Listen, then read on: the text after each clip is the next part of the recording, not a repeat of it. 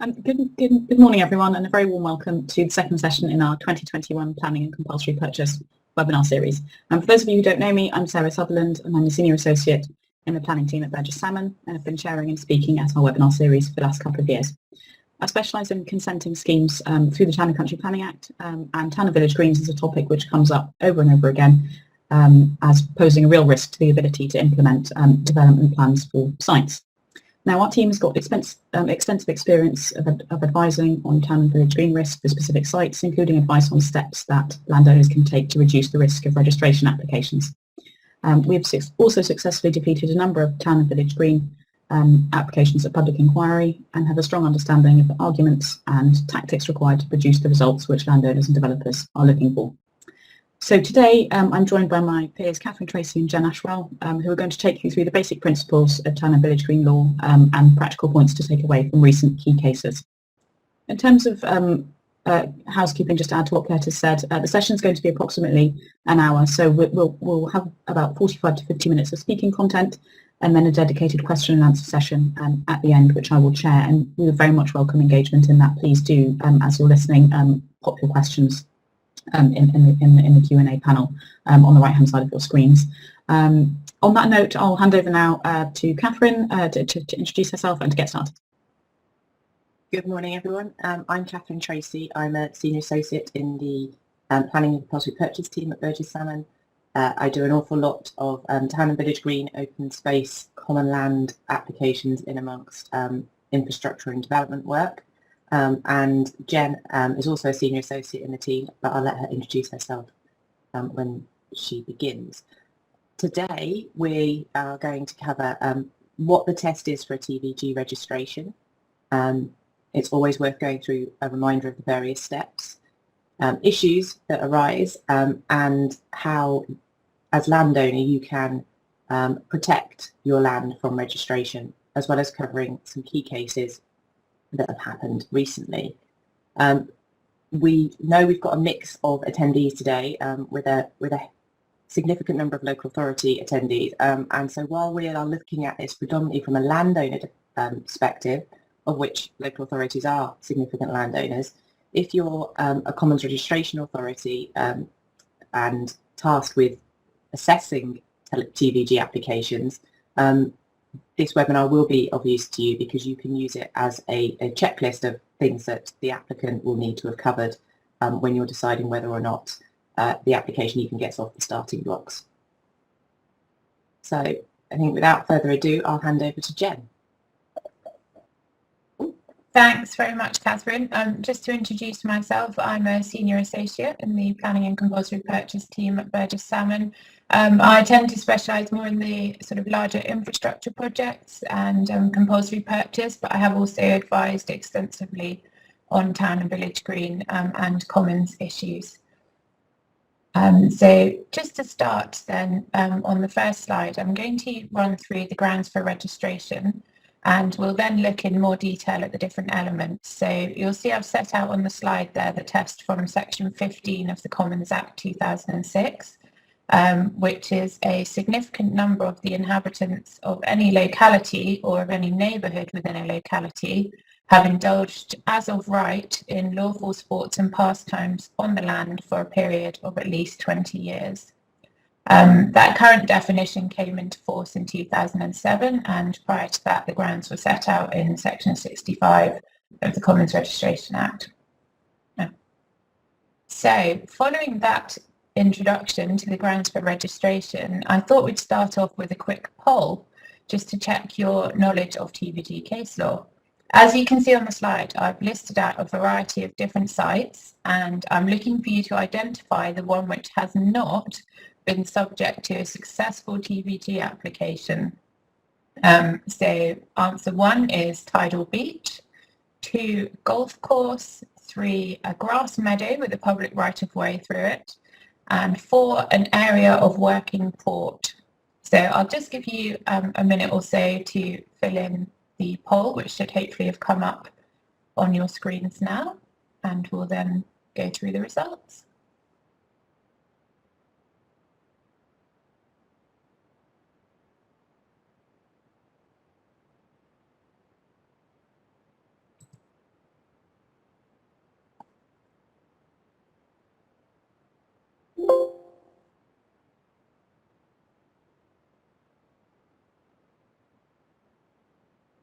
So we're just waiting for the results to come through now.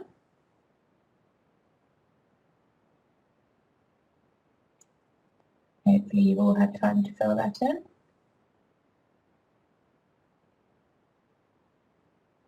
Okay, so we've got a real mixed bag. So 30% have gone for a tidal beach, 19% a golf course, 5% a grass meadow with a public right-of-way, and 24% an area of working port. Well, I can tell you that all 4 of the answers have at least been subject to applications for registration. However, the one that was not successful was the tidal beach. So that's the well-known case of Newhaven, which we will cover in more detail later on. In that case, the application was unsuccessful. However, the court didn't actually rule out the possibility that a tidal beach could be registered as a TBG. It just didn't happen to succeed in that particular case. And I think what that poll goes to show is that the land doesn't have to be green and doesn't have to be what you would typically think of as a town or village green.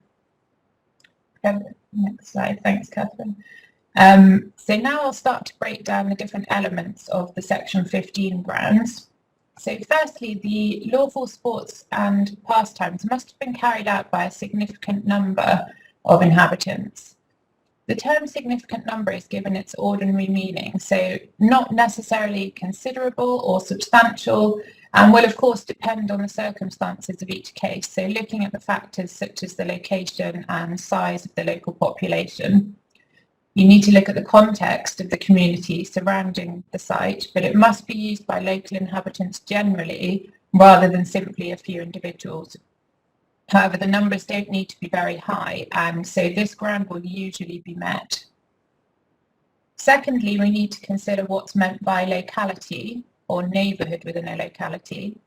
So in terms of a locality, this does generally need to follow some sort of predefined boundary, so things like a parish or electoral ward, and it's not possible to just sort of arbitrarily create a locality. One of the points that came up in the recent Lancashire case, which we'll discuss in more detail later, was that the administrative area in question had actually changed over the relevant 20-year period, and that there was no geographical spread of users throughout that locality.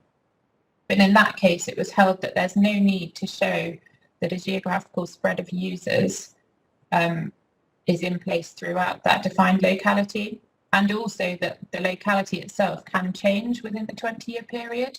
So, for example, boundary changes of parishes and things like that. So it's very much a matter of fact and degree in each case. In terms of the neighbourhood within a locality, this does provide an element of flexibility. It sort of means that users can straddle more than one locality, but there must still be a logical boundary with a sufficient degree of cohesiveness. So, for example, a defined and identifiable character. Finally, coming on to the meaning of the land on which the activities must take place. As the earlier poll demonstrated, this is given a very broad meaning. TBGs are now often not typically what one thinks of when considering a grassy, open, rural space. And the primary reason for that is that the law has essentially been used to the advantage of those wishing to prevent development. As I mentioned earlier, the Newhaven Port case in 2015 suggested that a tidal beach could potentially be registered as a TBG. In that case, the application wasn't successful because the harbour bylaws permitted the use by right, which we'll come on to later. But the court didn't rule out the possibility of a beach being registered, which also suggests that land can be covered in water at times, and so, for example, land which sometimes floods and is therefore not accessible at all times may not be immune either, as proved in the well-known track grounds case. Another example, which was ultimately never decided, was an application to register South Bank in London, which is a skate park, which obviously is not green, as a TBG. Whilst the application was refused by the local authority, there was then a judicial review.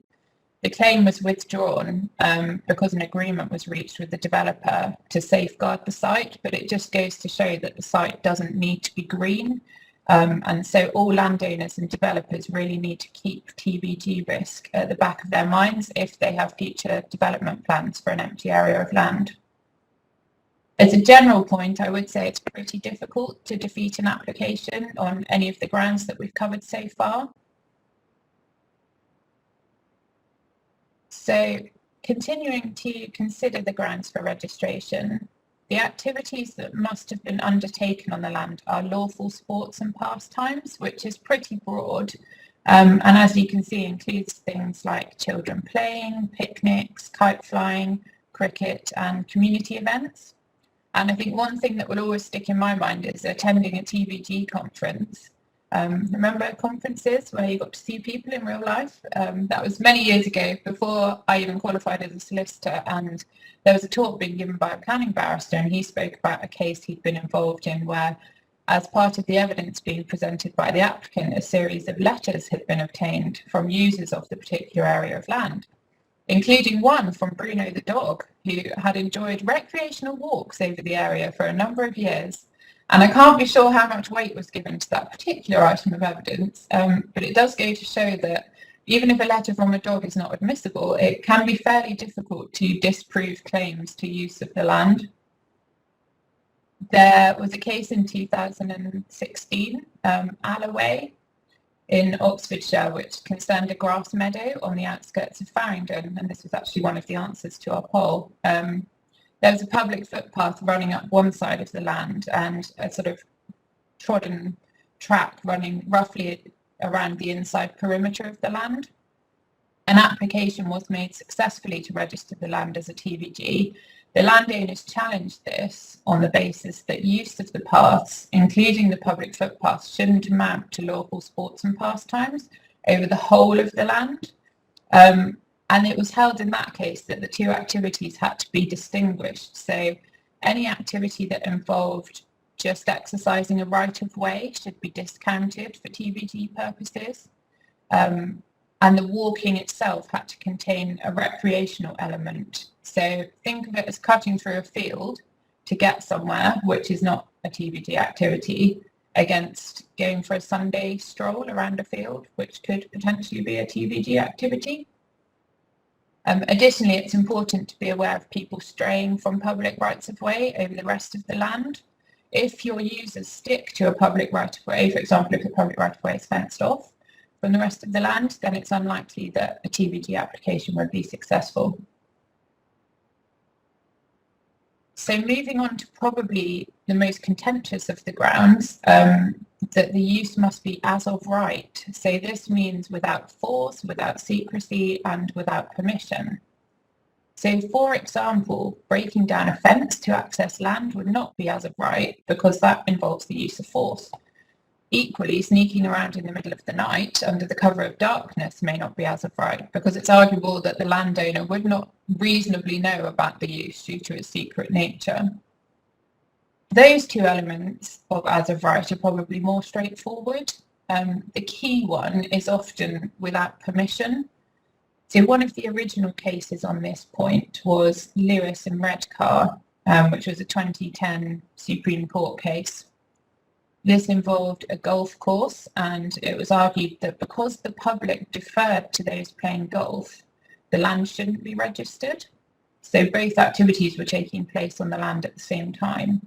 However, it was held that deference to the landowner's use, for example, as a golf course, is not sufficient in itself to bar registration.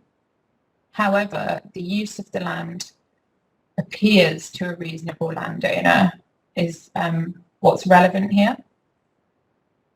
So the recent TW logistics case, which we'll talk about next, also considered this point. But before we move on to that, I just wanted to set out the difference between use as of right and use by right.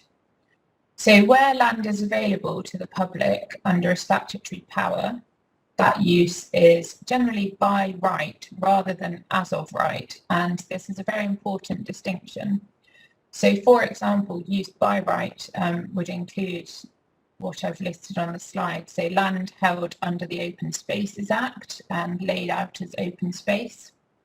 Also land held under the Public Health Act, including pleasure walks and parks. Thirdly, land held under the Local Government Miscellaneous Provisions Act, which provides space for organised sports, games and recreation, and also recreation spaces for housing developments under the Housing Act 1996. And I think Catherine will cover this distinction more later when looking at steps landowners can take to try and ensure that the use of the land is by right. So we'll just look in more detail now at the recent TW Logistics case, which is, I think, the most recent TVG case to be heard by the Supreme Court, and judgment was handed down in February this year. You might be aware of this one as it's been making its way through the court system for some years now, since its original TVG registration in 2014, culminating in the Supreme Court. So the case concerned an area of working port, which is shown on the slide, at Mistley Port in Essex. The landowner had fenced off the area of land, so you can see the fence there, after the Health and Safety Executive raised concerns about the potential for members of the public to fall into the water. So he fenced off the area closest to the water. In a bid to get the somewhat unaesthetically pleasing fencing removed, the local residents made an application to register the fenced off land as a TVG on the basis of 20 years use, which they said had taken place alongside the landowner's use. And incidentally, the landowner's use had included use of the land by HGVs and forklift trucks. So the main recreational activity said to be undertaken on the land was walking, and that was with or without dogs, not always on a fixed route. Local inhabitants often stood and had a chat with others during their walks, and other recreational activities also took place from time to time, such as informal games and crabbing at the water's edge. You'll remember the Lewis and Redcar case, where users of the land gave way to the primary use of the golf course by golfers, and so the concept here is quite similar.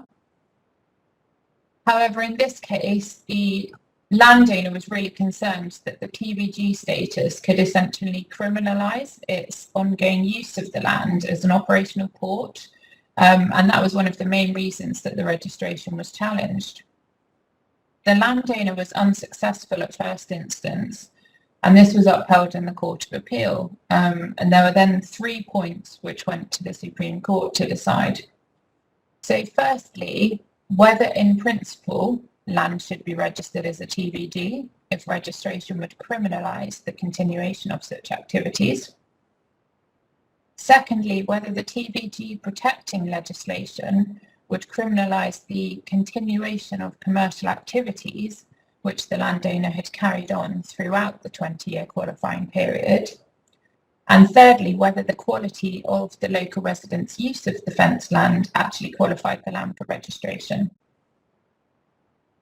So looking at the second ground of appeal first, the court held, and I'll just read out an extract from the judgment, that registration of land as a TVG has the effect that the public acquire the general right to use it as such, which means the right to use it for any lawful sport or pastime, whether or not corresponding to the particular recreational uses to which it was put during a 20-year period. However, the exercise of that right is subject to a give and take principle, so that it's potentially misleading to think that there is a one-size-fits-all approach. This means that the public must use their recreational rights in a reasonable manner, having regard to the interests of the landowner, which may or may not be commercial, as recognised in the practical arrangements which develop to allow for coexisting use of the land in question during the qualifying period.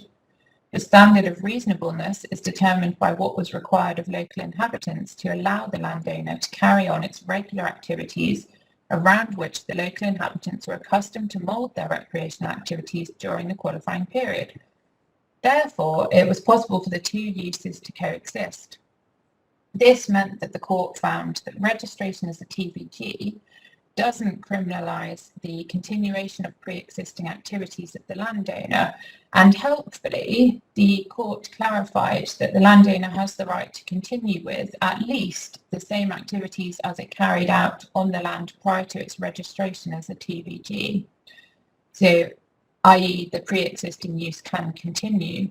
However, it didn't address the first ground, as this was deemed not to be necessary due to the failure of the second ground, so that point does still go unanswered. On the third ground, the court held that the landowner must have been aware of the use of the land by local residents and did not take any action to prevent that use, so that ground was successful as well. Catherine, did you want to add any thoughts on the practical implications of that case? Yes, I don't think it's particularly helpful in terms of how on earth are registration authorities supposed to capture when determining TVG applications what use is permitted both by the residents exercising their lawful sports and pastimes and the owner of the land who is entitled to carry out their pre-existing use of the land. Historically, there is no requirement in legislation or procedural rules, the TVGs, to quantify that and set it out in a judgment or determine that at the point of deciding whether or not the land's a TVG. It's very much have the tests in section 15 been met. So I think this leaves landowners and those registering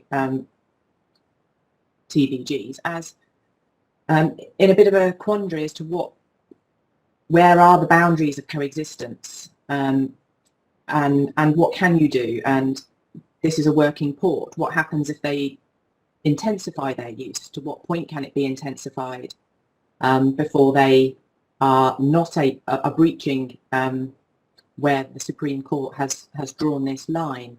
So I think this is probably going to lead to further cases in the future, but it will require it to be over land where there's a commercial element of existing use, and I think it's probably just going to generate some more case law, and for registration authorities where there's a coexistence of use, I think it would be advisable to start determining these applications, looking at what is the actual use by both parties, to see if any boundaries can be put in. Yeah, I think those are all really good points, and it does make you wonder sort of at what point you're safe for a TVG application as a landowner. So yeah, I think that will definitely give rise to more questions in the future. And I suppose to contrast with the TW Logistics case, if we just move on to the next slide, the Lancashire case resulted in an unsuccessful TVG application because the use in that case was found to be by right rather than as of right. So this case involved two conjoined appeals. The first concerned land adjacent to a primary school owned by the appellant local authority, Lancashire County Council. Lancashire objected to registration of the land, maintaining that the land was acquired and remained appropriated for educational purposes in exercise of its statutory powers as education authority. In the High Court, it was found that there was no clear incompatibility between the local authority's statutory functions and registration of the land as a TVG. So at that point, they were unsuccessful in defeating the application. The second case concerned an area of woodland which was held by an NHS company owned by the Secretary of State for Health. The land adjoined a hospital and was registered as a TVG, but that was quashed in the High Court, which held that the registration authority had failed to properly consider the question of statutory incompatibility. The Court of Appeal then considered both cases together and actually upheld the decision to register both parcels of land. However, the Supreme Court found that the balance between the interests of landowners and those claiming recreational rights should be respected, which sort of flies in the face of TBG legislation generally. But the court considered the test of statutory incompatibility, as stated in the New Haven case, and found that the test required consideration of whether the land had been acquired for a particular statutory purpose and was being held for that purpose. And that was regardless of how the land happened to be used at any particular point in time. The issue of incompatibility had to be decided by reference to the statutory regime and the statutory purposes for which the land was held, not by reference to the actual use of the land. And the Supreme Court stated that it was implicit in the majority judgment in New Haven that land which was acquired and held by a local authority in exercise of general statutory powers which were incompatible with the use of that land as a town or village green could not be registered as such. So I think that does give some hope, potentially, but I think I'll throw to Catherine again and see if she wants to add any further commentary on that. It does give hope, particularly for public bodies who own land, and as long as they are holding that land and acquired that land for a statutory purpose. I think this comes back to the by right as of right defence, where there was a lot of activity in case law when this a few years ago, when it became a viable route. And I think for local authority landowners, it is worth reviewing any land that you're holding for a statutory purpose, and making sure that you do hold it for the right statutory purpose. Back in the day when local authorities were run by committees, and I used to work in local government and spent a considerable amount of time in the depths of the basements looking for how we had acquired a particular piece of land, and whether we had said what powers we were using when we bought it. And in the early 19th century and 20th century, conveyances would invariably state which power was being used. So we are buying this under the Public Health Act or the Housing Act or another act for a specific purpose. And then that land would be held and invariably wouldn't be used for things like hospital expansions or burial ground expansions and things where there's long-term future planning, and the land would just be left and the public would use it.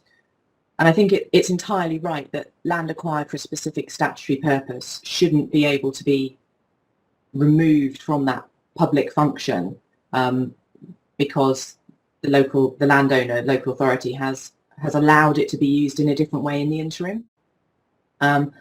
It gets a little less clear as we move through, and recently, in recent history, I suppose the last 20 or 30 years, it's general powers now under which local authorities tend to hold land.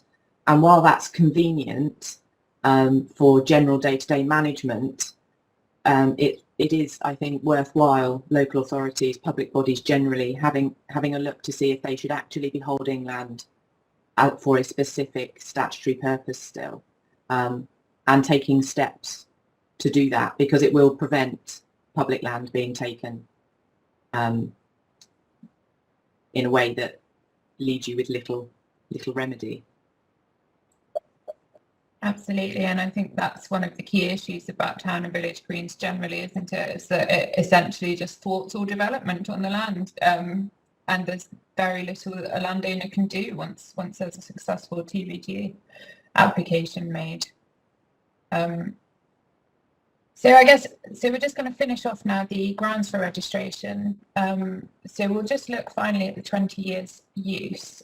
So the use must be continuing at the time the application is made, or the application must be made within the relevant grace period. So for England, that's 1 year after the use ceases, and for Wales, it's 2 years. And that's either whether the use has just generally ceased or whether the use is brought to an end by something like a landowner statement, which I think Catherine's going to cover in more detail later. So the case mentioned on the slide relates to a situation where a landowner statement brought the use as of right to an end, and the application was made within the 1 year grace period. But in that case, the application was found to be defective, but the applicant was given a reasonable opportunity to rectify the application twice, I think, even though the rectified application then fell outside the grace period. And I think that leads nicely on to the next part of the talk, really, where Catherine's going to discuss landowner statements in more detail and cover potential steps that landowners can take to protect their land from a successful TVG application. So over to you, Catherine. Thank you, Jen. Just before we move on from that and look at what we can do to protect land, I think it's worth saying about rectification of applications and things. There are procedural rules that Commons registration authorities, town and village green registration authorities must follow when they are registering applications and determining them. But there is also within there a general requirement for them to treat both sides fairly, and they have quite a wide discretion to decide what that means. And so they can extend time limits. They can give the applicant the opportunity to rectify, because especially if you're within a grace period, where if it gets thrown out on a technicality, you don't have the opportunity to resubmit the application. And there's also the ability to accept and agree to accept the withdrawal of an application in a rare circumstances where that happens, although we have seen a case recently where the landowner successfully managed to get all the people submitting evidence to withdraw their evidence. So the local authority had an application form where the applicant and all those who had provided evidence had withdrawn their evidence. But how did they get rid of the application? And they did accept the withdrawal, but they had to go. They decided to take it through a committee process to do that. So I think it's worth bearing in mind that while there are regulations about how these things are determined, there's a great deal of discretion put at the registration authorities' feet, because they need to make sure it's a public application when it's made, so to make sure it is dealt with fairly. So if we move on to what you might be able to do to guard against the land being registered as a town and village green application, invariably we see cases where the landowner has tolerated use of their land by the public while they've waited for planning policy to evolve and permit development of the land. However, where this toleration hasn't been actively managed, you can find then that when you want to develop the land, the locals make a TVG application, either to retain the use of the land as a recreational use, or because they just don't like your development proposals. This is especially common where housing is proposed. And the pendulum has swung in and out of favour of the landowners over the years. The courts have done what they can within the confines of the legislation, sometimes somewhat creatively. And initially, the situation was very much against landowners, but this was a while ago when you would expect, when TVG applications were made over land that you would expect to see. So the typical square in the middle of a village that was clearly designed and meant to be available for public use, and not a car parking space that's been registered in recent years, or working ports. Since those sorts of applications have sort of been made, there has then been a need for government to step in with some legislation, because the purpose of these town and village green applications has not been to secure land that has genuinely been used as TVGs, but it's been used to thwart development, and that's its primary purpose. we have seen time and again residents who are relying on their memories take the stand and swear under oath as to what went on 20, 30, 40 years ago. And generally as a landowner, it's very difficult to counter those. You need to have wads of documentary evidence because you won't have used the land, generally speaking, for that period of time.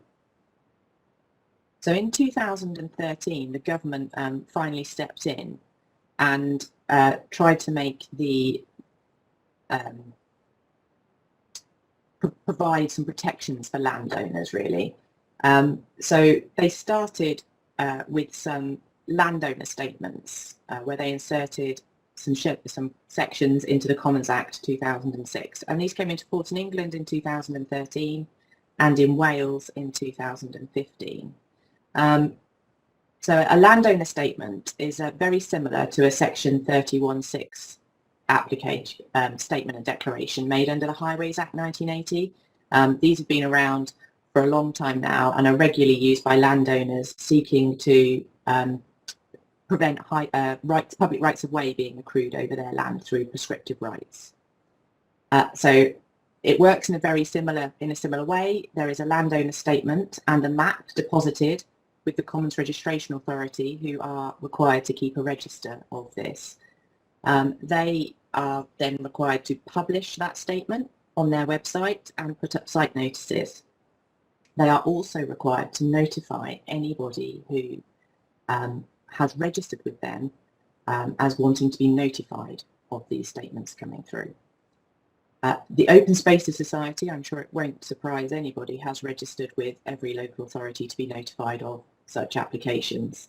And the reason that is problematic is because when you make a landowner statement, it triggers the grace period for making a TVG application.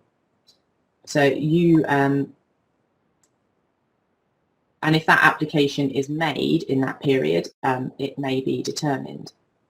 What the landowner statement does in effect really is it resets the clock and interrupts any period of use of the land as of right. So these statements last for 20 years, and so as long as they're renewed every 20 years, they will provide continual protection against the land being registered as a TVG.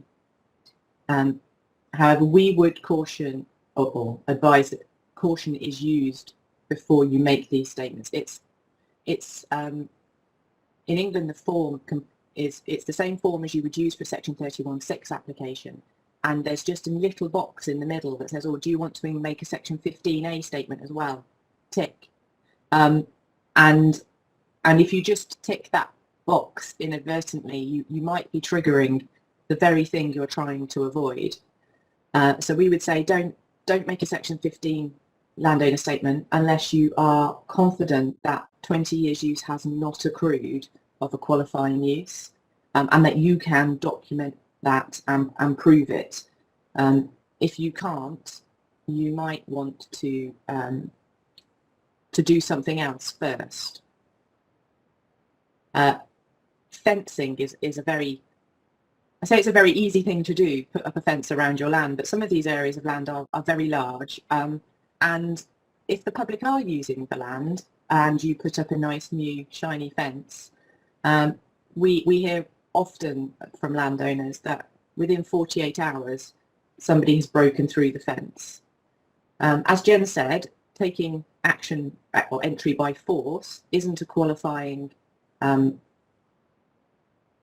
use of the land, so you can discount anybody who takes entry by force through a fence, but you do need to repair the fences. If the fence has been broken down once and you don't do anything to it for 20 years, that's probably going to be quite difficult to defend, but at the same time you don't have to keep repairing a fence that is broken down within hours of being erected. So it's a question of fact and degree. What would a reasonable landowner do in order to keep their land secure? So that's certainly one option that we would we would recommend. And signs. Signs, there is a wealth of case law out there on signs, and what works to ensure that the public know that the land that they are accessing is not, that they should not be accessing it. So you can have prohibitive or permissive signs. Prohibitive signs should clearly state that no access is allowed. To keep out private property, no public access, should be unambiguous. It helps if that is also reinforced by fencing.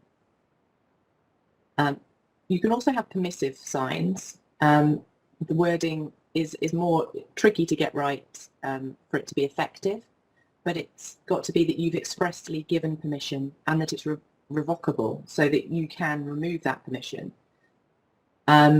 So, for example, something along the lines of the public have permission to enter this land on foot for recreation, but this permission may be withdrawn at any time. Just a small caveat there that erecting signs will would only be successful if the 20-year period has not already accrued. If not, again, you might find that if you now erect some signs, you trigger the Town and Village Green application, because if they are erected and properly worded with fencing and things, that will trigger the grace period that Jen talked about for the use that must be continuing at the time of the application or have ceased within a year or two. I've also challenging use. If you see people on your land, you should politely ask them to leave on a regular basis. And if you are letting your land, very often we see that it's let for grazing purposes to farmers and things. You should be asking them to ask people to leave the land as well, so that those people know that they shouldn't be on your land and that you object to them being on the land.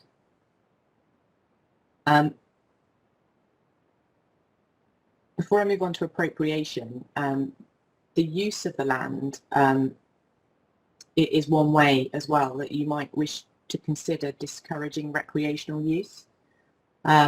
It very much depends on where the land is and how it can be used and what it looks like. You know, if it's concrete, it's a bit more difficult to use it for animals grazing. But if it's an agricultural use, we have seen landowners decide that maybe they'll put a bull in that field as a deterrent to people walking their dogs or having picnics. Pigs are quite popular, but again, you have to be careful where you put pigs because they can cause all sorts of other amenity issues for your neighbours. But that's a way to consider, usually without raising too many eyebrows from local people. Just an actively managing the land for agricultural use can help to break the pattern of use. Appropriation is really one for public bodies and local authorities in particular. This is linked to the fact that you have the ability to hold land for a specific purpose, and that you have powers to appropriate land from one purpose to another, particularly around planning, really, and that you can appropriate it to a planning use. And if you do that, you can clean the title of all rights that are being accrued over the land. This is particularly useful, I think, where local authorities own land and want to work with a developer to develop that land, because if the local authority appropriates the land for a planning purpose prior to selling the land, the landowner, the developer who purchases the land, will be able to rely on that appropriation when they come to build out a development under a planning permission. It's definitely one for local authorities to think of before, both now, because if you're holding land under a general power and you choose to, actually maybe this should be better held under a specific power, you can use it to appropriate now, and it might it is definitely worth considering prior to the sale of land when you're working with developers to develop and bring forward development proposals. Appropriation isn't, it's the test is set out for appropriation in section 122 of the Local Government Act. It's not just a note. It does require a committee resolution, and it does require an active process to be gone through, although that process isn't prescribed per se. The other most useful thing that the government brought in 2013 are trigger events. They are different in England and Wales, so we'll start with England, and they introduced a raft of trigger events which all have a corresponding terminating event. It came into force on the 25th of April 2013, so it's been in a while now, and it did have retrospective effect. So if you have a trigger event, if a TVG application is made, it cannot be determined by the registration authority until such time as a terminating event has occurred. So trigger events, an application for planning permission is first publicised. If you've been land has been identified in a draft or adopted development plan, a neighbourhood plan if it's within a DCO, and also if it's now included on a local authority brownfield register. It's in terms of land being allocated in a development plan. The case of Cooper Estates considered what that meant, and it was quite helpful because it found, well, the facts of the case were that the land had been identified as land for potential development within a general boundary, not under a specific development plan allocation. And it was held that that was enough to give the protection because it was part of a larger identified site. And when looked at as a whole, the development plan should be, the words development and potential should be construed widely. So that's a very developer-friendly decision. It gives primacy to policy protection. So that is also somewhere that landowners should look. The terminating events, unsurprisingly, are if you withdraw your application, your permission's refused, or the appeal avenues are exhausted and you haven't been successful in retaining a planning permission or securing one. If you don't implement your planning permission, if the land is withdrawn from the development plan. So those are things just to watch out for. In Wales, it came in a bit later in Wales, so it's only been in force since 2018, and unfortunately is not nearly as helpful as the English regulations, because it doesn't bite when the application is made and publicised. It only bites when the planning permission has been granted, or where the local development plan has been made and or the DCO made. So not as helpful, unfortunately, in Wales. The corresponding terminating events are the same. So if your planning permission expires or is refused, or you just don't implement it, then those are all terminating events as well. And at that point, the TVG application will be able to be determined. And I think that's all. Thanks very much, Catherine and Jen. That brings us to the end of our webinar content. So thanks very much for your valuable insights. I hope everyone attending has found that helpful. During the remaining time, we've got about 10 minutes left. We're going to turn to our Q&A session. So we've got a few questions which have been raised in the panel. So I'll just take a few of those and then ask Jen and Catherine to provide their thoughts on the questions. So one of the questions, I think the topic's been covered, but I'm just going to ask Jen and Catherine if they've got anything to add.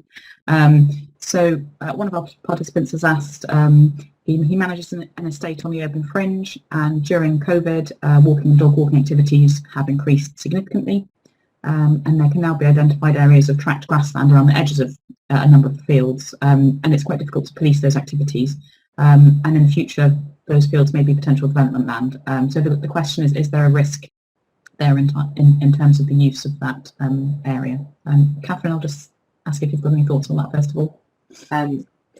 Yes, if the public have access to land, there is always a risk. COVID has seen actually a significant increase in people trespassing onto land, and the key now will be looking at how long that has been going on and what you can do to make it clear. If it's new, then there are, actively manage it, and you'll be able to prevent the use of accruing to such a level that it could be used to register a TVG. We would, I think now's the time to look and properly risk assess that land against the tests. Thanks, Catherine. Jen, unless you've got anything to add, I've got a question for you about ports. So I'll go into that. It was a question about two of the cases that you mentioned, and a query about how the TW Logistics case differs from the New Haven case, and the fact that both of them will work in ports. Can you provide some further sort of analysis of those two cases and how they're different? Yeah, sure. So I think the New Haven case, in that case, the beach wasn't registered as a TVD, and that was because the port was operated by the landowner there, pursuant to specific statutory obligations to do so, and they were incompatible with registration as a TVG. So I think that was a case where the access was by right rather than as of right, whereas in the TW Logistics case, there weren't any sort of statutory obligations there to operate the port. It was a privately owned port and wasn't held for any specific statutory purpose. So I think that's the key difference between the two cases there. Even though they were both operational ports, one was held for a statutory and under a statutory power, which was incompatible with TVG, and the other one was privately owned. And I think just coming back as well on the first question, it really will come down to evidence. And I think that's always the case with TVGs, is that they're very much like assessed on a case-by-case basis, and we're quite often asked by landowners to essentially compile a risk report for land and look at the steps that they can take to safeguard against applications. Thanks, Jen. So a couple of other questions. Firstly, what protection against development does registration give? Catherine, are you able to provide some input on that? Absolute protection for that land. It sterilises the land with no compensation to the landowner, and essentially prevents development occurring on that land. There is a statutory provision to deregister and offer replacement land, but in the context of town and village green applications, we rarely see that as possible, because of the nature of the fact that the land is in the locality, and invariably there isn't any other land in the locality that can be used by residents. And so it really is, it's a case of if land is registered as a town and village green, that it sterilises it. Thanks, Catherine. So one more question on town and village greens and a particular set of facts.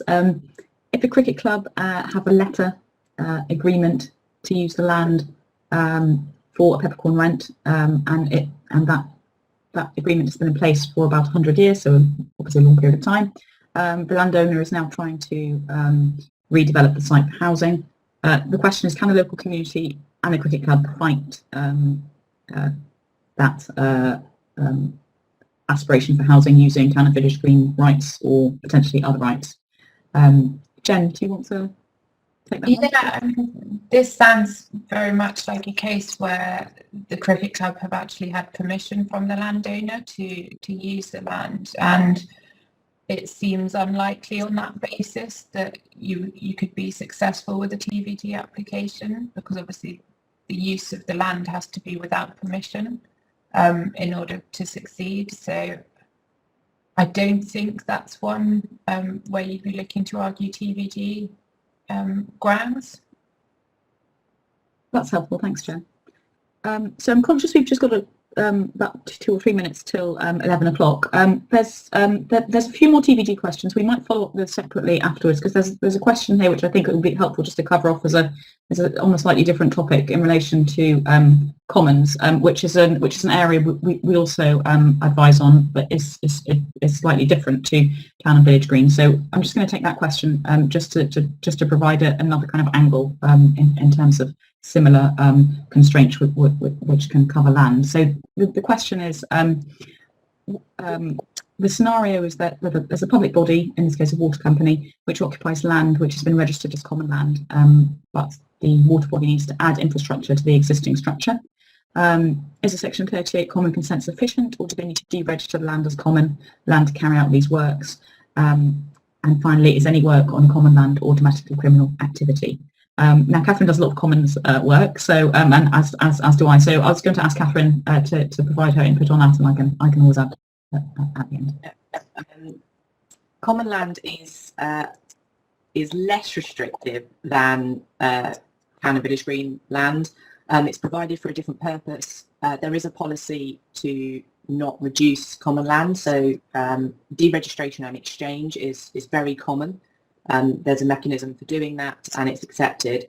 Section 38 consent is to carry out works to land. Now, if you were going to build on the land, it would be a deregistration application, and you might be able to, depending on where you're located, be able to have the land deregistered as common, because it should never have been registered, but that would be something very specific to the exact location. So there's more flexibility there, but it's an entirely separate regime. Yeah, that's right. And the other thing to add on that is that in terms of the Section 38 consent, that's generally just for works that that allow you to continue to allow access to the common land. So it putting up things like fences and erecting buildings, if consent's going to be provided, that it does need to allow the common to continue to operate. If you're looking at deregistration, as Catherine said, and you've got I think the trigger is 200 square meters, then you have to offer exchange land, and there's quite a rigorous test for that in terms of the location and the quality of that land and how it equates to the land which is being lost. So that's probably a topic for a separate webinar, but I just thought I would just take a question on it, just in case anybody else has any queries on the comments. There's a few other questions which unfortunately we're not going to have time to cover today, but we will follow up on questions in writing afterwards, so please be assured your questions will be answered. That probably just leaves me to say thank you very much for attending. We're holding a couple of other webinars later this year. In September, we've got a session on Section 106 and SIL and the practical tips arising from those two areas.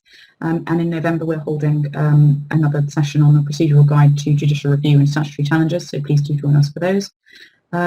There should be a survey when you exit the webinar, so we'd be really grateful if you could fill that out. It helps us forward plan all our events and written material so that they could be tailored to topics that you all want to hear about.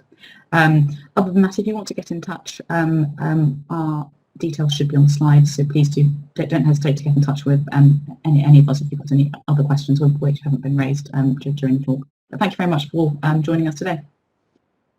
And thank you to Jen and Catherine for being excellent speakers. Thanks, Sarah. Thank you.